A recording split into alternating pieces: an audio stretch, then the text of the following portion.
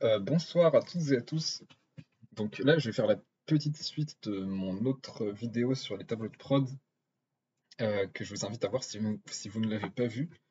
Et elle est dans la description, bien sûr, la vidéo de la première. Là, c'est la suite où je vais vous montrer comment faire des petits trucs en plus. Donc, les petits trucs en plus dont on va parler, c'est faire en sorte que les cases se remplissent en fonction des autres cases. Par exemple, là, c'est un exemple avec un autre tableau de prod. Imaginez que là, par exemple, j'ai fini mon décor line du plan 6. Bah, je vais mettre que ce plan-là est fini. Et là, à droite, ça affiche une case qui est devenue bleue ici. Parce que j'ai mis que cette case était finie. Donc ça, c'est une des fonctions que je vais vous montrer, genre faire qu'une case se remplisse en fonction d'une autre. Et aussi, genre, imaginez que le plan 6 est complètement fini. Hop, je mets fini ici dans la case finie. Et tac, il y a toute la ligne qui se remplit en noir. Donc ça, c'est aussi un truc que je vais vous montrer dans cette vidéo. Voilà, je le dis au tout début, comme ça, si c'est pas ce que vous voulez, bah, vous pouvez ne pas le regarder. C'est plutôt, c'est plus pratique plutôt que de genre la regarder pendant 5 minutes et genre perdre votre temps. Voilà. Et si vous avez une question d'ailleurs, n'hésitez pas à me demander si vous voulez que je parle d'autres choses encore. Je pourrais essayer de répondre en bas.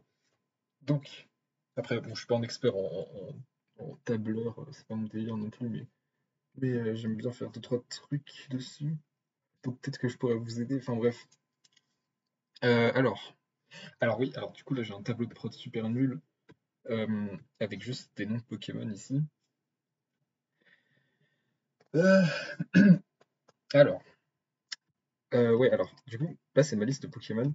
Donc déjà je vais vous montrer un truc très très simple, c'est que je peux ici dans la case C2 écrire égal B2 ou égal n'importe quelle cellule genre. Donc la cellule B2 c'est celle avec Bulle Bizarre qui est juste à gauche. Donc si j'écris égal B2, ça fait que cette cellule maintenant va se remplir avec ce qui est écrit dans B2. Donc Bulle Bizarre ici, si j'écris Bulle Bizarre ENT, ça va mettre pareil ici, tu vois. Et le texte de la cellule est bien B2. Et maintenant, si je prends le petit carré ici et que je l'étire comme ça va pas garder B2 sur toutes les cellules en bas, ça va changer, ça va incrémenter le nombre. Du coup, c'est plus B2, c'est plus B2, B2, B2, c'est genre B2, B3, B4, B5, B6, B7. Ce qui explique pourquoi il y a exactement le même texte aligné. Voilà, c'est plutôt pas mal ça. Enfin, en fait, c'est pas que c'est pas mal, c'est juste que j'ai besoin d'expliquer ça pour vous montrer comment ça va se passer après. Donc voilà, égal nanana, ça c'est cool. Et ensuite, par exemple, si je vais vous montrer une autre formule qui est, alors attendez, bon là c'est la colonne BG ref. Donc imaginons que j'ai fini plusieurs de ces décors. Tac, tac, fini, fini, fini, fini.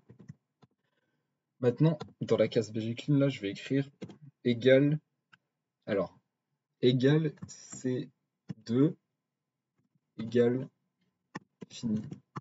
Donc cette formule-là, elle va vérifier si dans la cellule C2, c'est égal à fini, le texte. Donc il faut bien mettre un égal avant, parce que sinon ça veut rien dire. C'est genre, le égal, c'est en mode, ça montre que c'est une formule du coup, et qu'il doit vérifier, sinon ça va juste écrire ça comme ça, genre.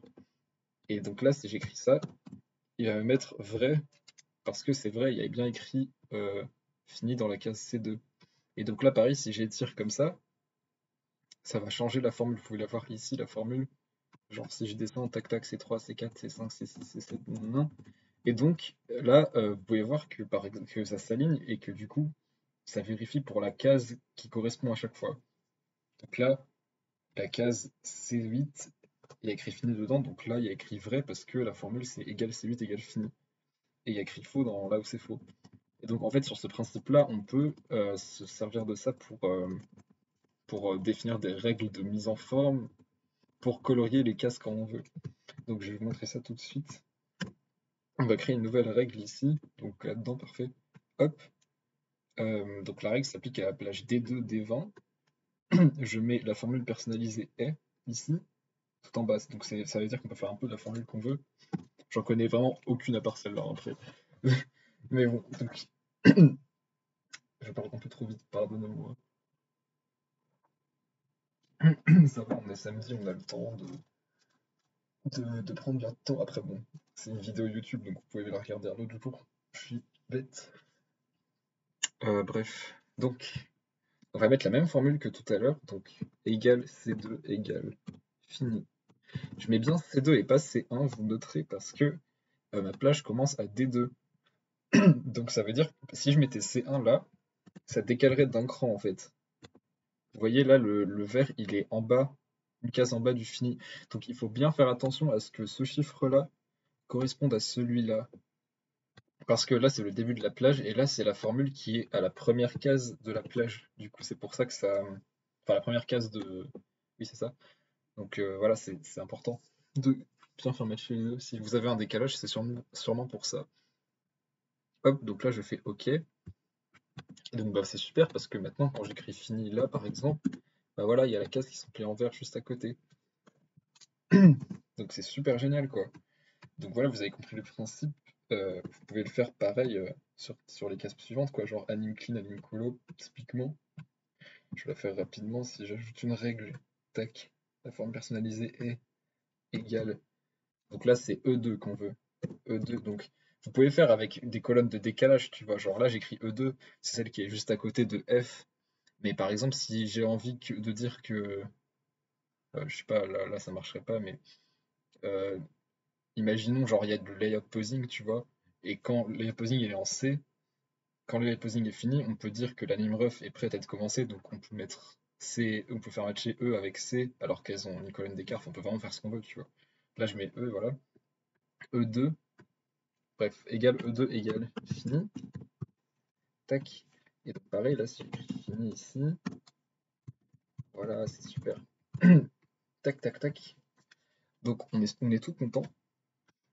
Et voilà, maintenant, alors, je vais juste vous montrer comment faire le truc de la ligne qui se colorie en entier. C'est un peu différent parce que vous allez voir. Oui, qu'est-ce que j'ai fait là? Ah oui, ok. Euh, c'est un peu différent parce qu'il y a un petit truc en plus. Mais c'est super parce que du coup, genre, ça c'est bien dans le bon ordre de pédagogiquement, c'est pas mal, tu vois. Hi. Alors, donc là, si j'ai envie que cette case, que toutes les cases, du coup, en fait, là, c'est une règle qui va s'appliquer à toutes les cases et pas seulement à cette case-là, du coup, forcément, parce que c'est toutes les cases qu'on a envie de colorier en une certaine couleur. Du coup, ce que je vais faire, c'est que, bon là, je vais écrire des finis juste au pif, comme ça, dans la colonne finie, et j'ai envie que les autres cases, donc celle-là, se remplissent en fonction de celle-là. Genre, je vais sélectionner celle-là au passage, voilà. Donc là, la formule que je vais mettre, c'est, donc pareil, formule personnalisée est, et là, je vais mettre égal, je réfléchis,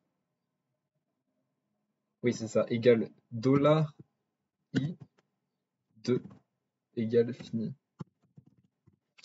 Hop. Alors pourquoi j'ai mis un petit dollar avant? C'est parce que en fait, si je mettais pas le dollar, ça ferait ça. Euh, En gros, le dollar permet de verrouiller ce qu'il y a juste à sa droite. Donc ça veut dire que là, quand je mets un dollar $i, donc c'est dollar $i, le dollar va avec le i, hein, je précise pas avec i2, c'est vraiment uniquement avec le i. Quand le dollar va avec le i, quoi qu'il arrive sur toutes les cases, ça va rester i. Donc ça veut dire que même en gros, en fait, attendez, je vais vous montrer, genre regarde. Là, si j'ajoute des finis ici, tac tac, tac, je vais volontairement faire une forme régulière comme ça. Hop, hop, voilà. Vous avez bien vu que ça fait une sorte de truc là. Bah, si j'enlève le dollar, hop, ça va aussi décaler les colonnes de référence en fait, et pas seulement les lignes. Genre là, la formule ici, dans cette case-là, dans la case A2, c'est égal I2. Enfin, ça prend I2 en référence. Mais là, ça va prendre J2, parce que ça s'est décalé d'un cran.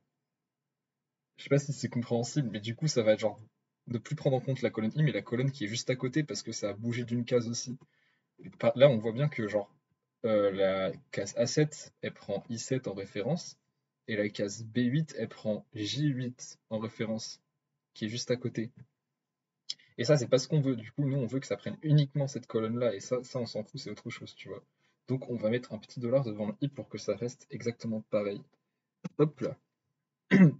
Je sais pas si j'explique bien, mais je pense que je vois pas trop comment mieux expliquer qu'avec l'exemple de ça. Enfin, en tout cas, même si j'arrive pas bien à l'expliquer, j'arrive à bien le comprendre, donc j'espère que vous aussi. Voilà. Hop. Et bien sûr, là, ma règle est tout en bas, et si je veux que ça recouvre les autres cases, il faut que je la mette en haut, et pas que je clique à côté, parce que j'arrive pas à cliquer dessus. Voilà. Hop là. Et là, c'est bon, du coup, maintenant, si on écrit fini, genre là, bah, hop, ça remplit toute la ligne, et c'est super.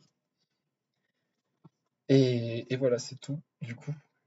Je pense pas que j'ai d'autres choses à dire. Enfin, dans mes connaissances actuelles, en tout cas, je n'ai pas d'autres choses à vous expliquer. Donc, j'espère que ça vous a aidé un petit peu.